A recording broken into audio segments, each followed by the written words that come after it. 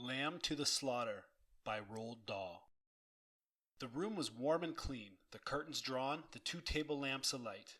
Hers and the one by the empty chair opposite. On the sideboard behind her, two tall glasses, soda water, whiskey. Fresh ice cubes in the thermos bucket. Mary Maloney was waiting for her husband to come home from work. Now and again she would glance up at the clock, but without anxiety, merely to please herself with the thought that each minute gone by made it nearer the time when he would come. There was a slow, smiling air about her, and about everything she did.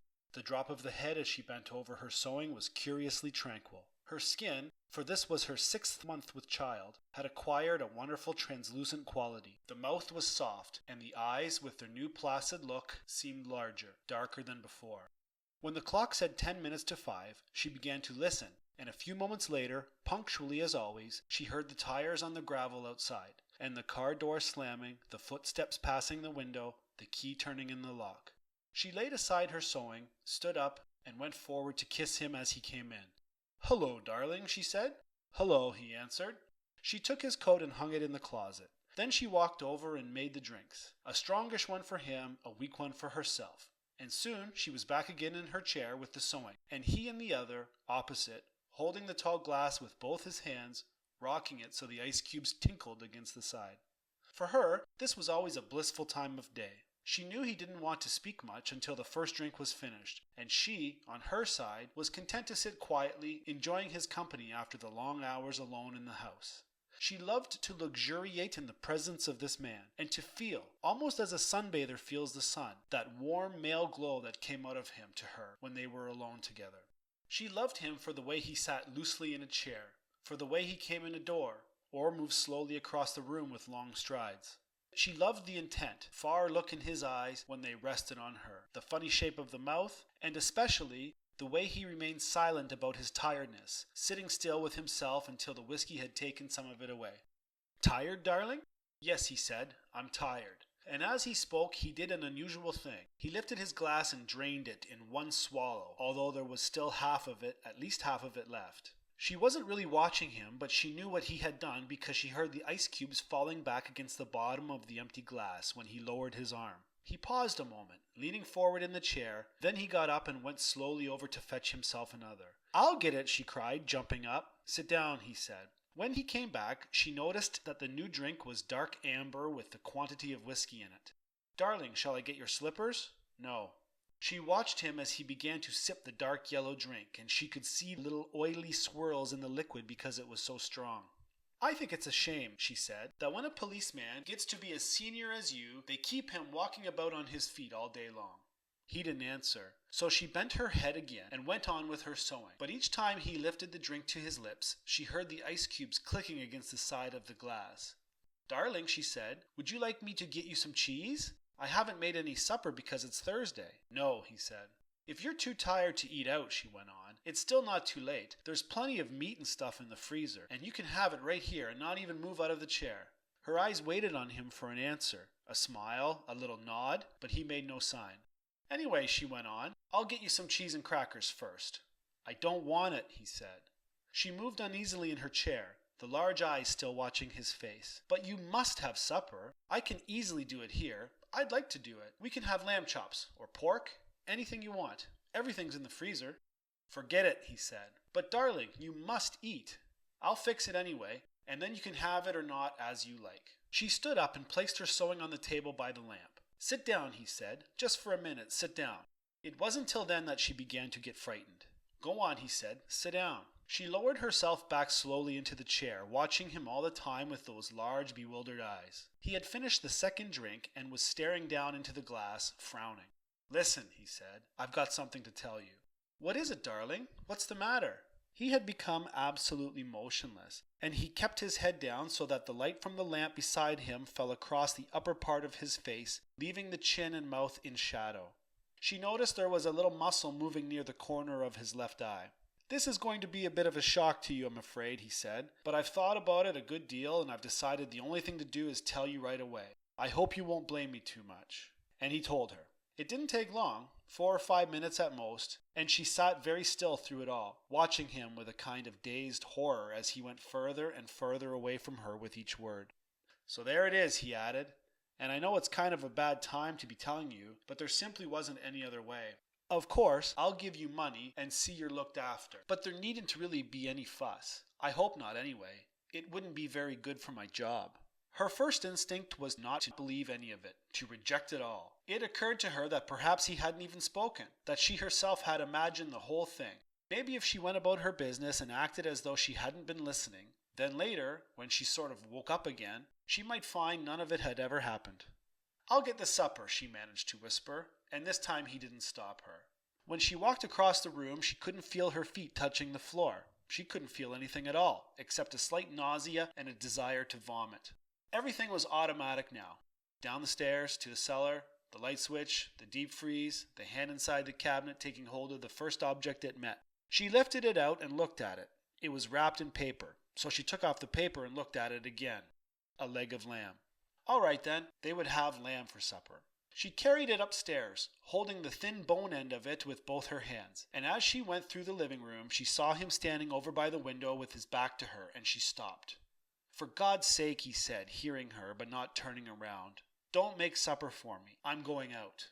At that point, Mary Maloney simply walked up behind him, and without any pause, she swung the big frozen leg of lamb high in the air and brought it down as hard as she could on the back of his head.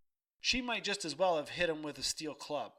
She stepped back a pace, waiting, and the funny thing was that he remained standing there for at least 4 or 5 seconds, gently swaying. Then he crashed to the carpet.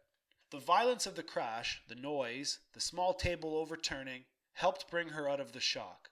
She came out slowly, feeling cold and surprised, and she stood for a while blinking at the body, still holding the ridiculous piece of meat tight with both hands. "All right," she told herself, "so I've killed him." It was extraordinary now how clear her mind became all of a sudden. She began thinking very fast. As the wife of a detective, she knew quite well what the penalty would be.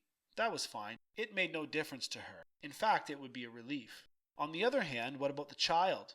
What were the laws about murderers with unborn children? Did they kill them both, mother and child? Or did they wait until the 10th month? What did they do? Mary Maloney didn't know, and she certainly wasn't prepared to take a chance. She carried the meat into the kitchen, placed it in a pan, turned the oven on high, and shoved it inside. Then she washed her hands and ran upstairs to the bedroom. She sat down before the mirror, tidied her hair, touched up her lips and face. She tried to smile. It came out rather peculiar. She tried again. "Hello, Sam," she said brightly aloud. The voice sounded peculiar too. "I want some potatoes, please, Sam. Yes, and I think a can of peas." That was better. Both the smile and the voice were coming out better now. She rehearsed it several times more. Then she ran downstairs, took her coat, went out the back door, down the garden into the street. It wasn't 6 o'clock yet, and the lights were still on in the grocery shop. "Hello, Sam," she said brightly, smiling at the man behind the counter. "Why, good evening, Mrs. Maloney. How are you?" "I want some potatoes, please, Sam. Yes, and I think a can of peas." The man turned and reached up behind him on the shelf for the peas. "Patrick's decided he's tired and doesn't want to eat out tonight," she told him. "We usually go out Thursdays, you know, and now he's caught me without any vegetables in the house." "Then how about meat, Mrs. Maloney?"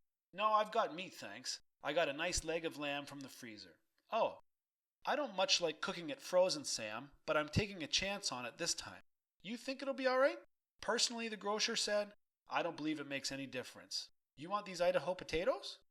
"Oh yes, that'll be fine. 2 of those." "Anything else?" The grocer cocked his head on one side, looking at her pleasantly. "How about afterwards? What are you going to give him for afterwards?" "Well, what would you suggest, Sam?" The man glanced around his shop.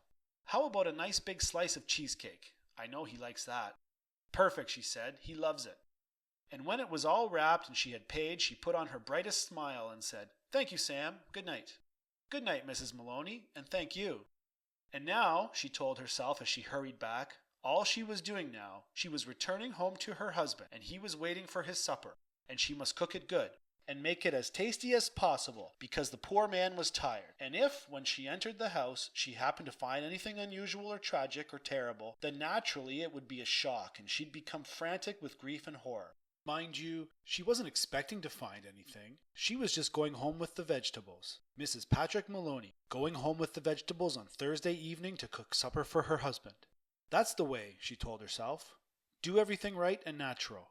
Keep things absolutely natural, and there'll be no need for any acting at all. Therefore, when When she entered the kitchen by the back door, she was humming a little tune to herself and smiling. "Patrick," she called, "how are you, darling?" She put the parcel down on the table and went through into the living room. And when she saw him lying there on the floor with his legs doubled up and one arm twisted back underneath his body, it really was rather a shock.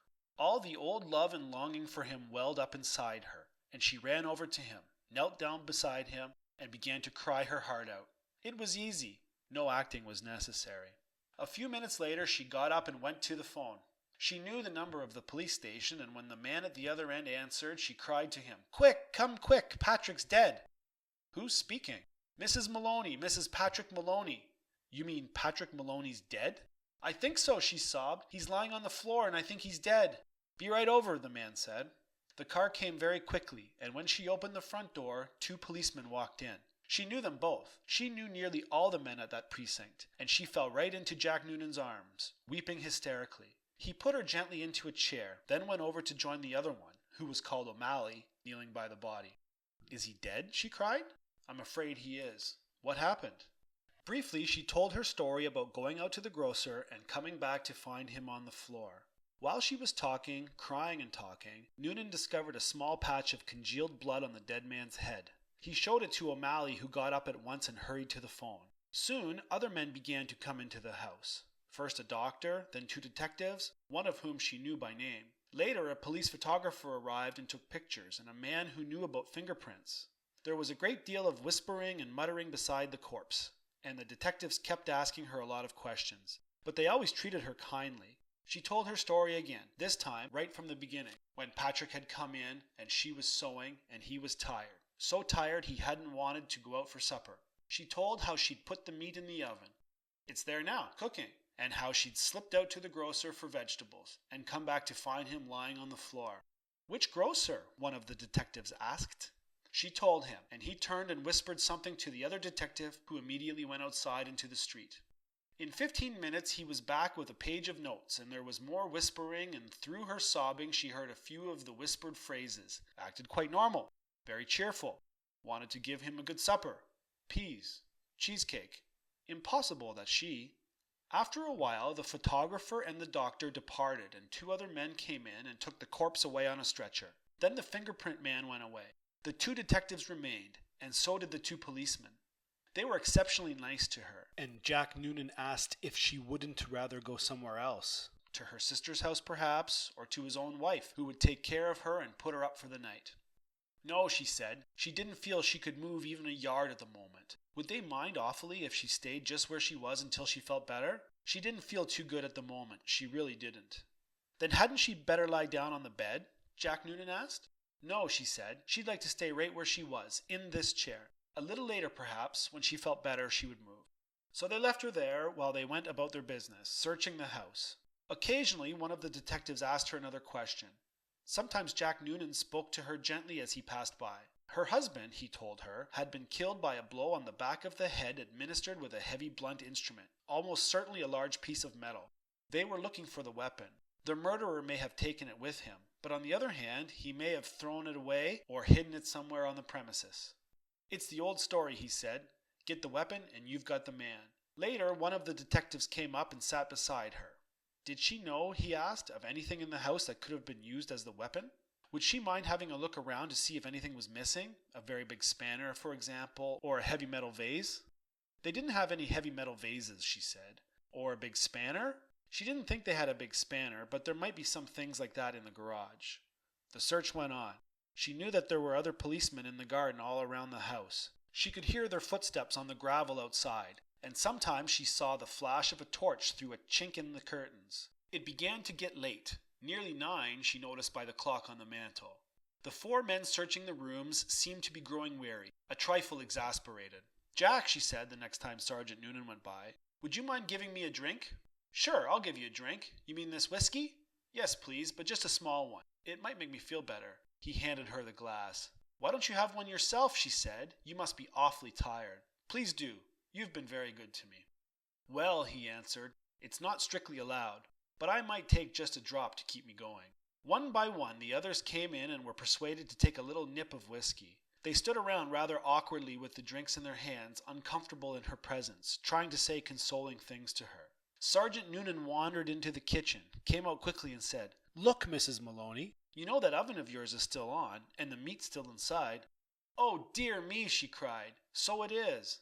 I better turn it off for you, hadn't I? Will you do that, Jack? Thank you so much." When the sergeant returned the second time, she looked at him with her large dark eyes. "Jack Noonan," she said. "Yes." "Would you do me a small favor, you and these others?" "We can try, Mrs. Maloney." "Well," she said, "here you all are, and good friends of dear Patrick's too, and helping to catch the man who killed him. You must be terribly hungry by now because it's long past your supper time, and I know Patrick would never forgive me, God bless his soul, if I allowed you to remain in this house without offering you decent hospitality. Why don't you eat up that lamb that's in the oven? It'll be cooked just right by now." "Wouldn't dream of it," Sergeant Noonan said. "Please," she begged, "please eat it. Personally, I couldn't touch a thing, certainly not what's been in the house when he was here. But it's all right for you. It'd be a favor to me if you'd eat it up. Then you can go on with your work again afterwards." There was a good deal of hesitating among the 4 policemen, but they were clearly hungry, and in the end they were persuaded to go into the kitchen and help themselves. The woman stayed where she was, listening to them through the open door, and she could hear them speaking among themselves, their voices thick and sloppy because their mouths were full of meat. "Have some more, Charlie?" "No, better not finish it. She wants us to finish it. She said so. Be doing her a favor." "Okay then, give me some more." "That's the hell of a big club the guy must have used to hit poor Patrick," one of them was saying. "The doc says his skull was smashed all to pieces, just like from a sledgehammer. That's why it ought to be easy to find." "Exactly what I say. Whoever done it, they're not going to be carrying a thing like that around with them longer than they need," one of them belched. "Personally, I think it's right here on the premises. Probably right under our very noses. What you think, Jack?" And in the other room, Mary Maloney began to giggle.